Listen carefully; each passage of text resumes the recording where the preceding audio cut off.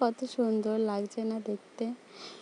দীঘা আমিও গেছি, কিন্তু দীঘার থেকে শুনেছি নাকি এখানে পুরীতে বেশি ঢেউ আর বেশি লোকজন। তো আমরা সকাল সকাল উঠে, আমার বাবা আমাকে সকাল সকাল উঠিয়ে দিয়েছিলো, আমরা সকাল সকাল উঠে চলে গেছিলাম সমুদ্রে। সারা রাতে ক্লান্তি সমুদ্র দেখে পুরো একবারে শেষ হয়ে গিয়েছিলো।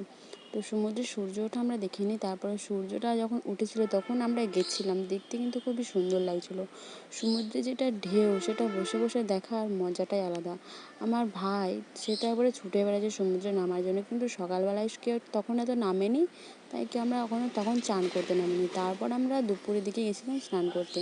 তো এখানে আমার দিদি ভাবছে সমুদ্রে যাবে কি যাবে না, কিন্তু জলটা তার জন্য অপেক্ষা করছে। আমার বোনজি তো ছুটে বেড়াচ্ছে, তাকে আর কি বলবো, সে একবারে জলে নামার জন্য ছটফট করছে।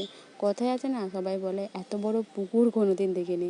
আমার বোনজি হয়তো সেটাই ভাবছে। তো তোমাদের কেমন লাগছে জানিও। Subscribe, by.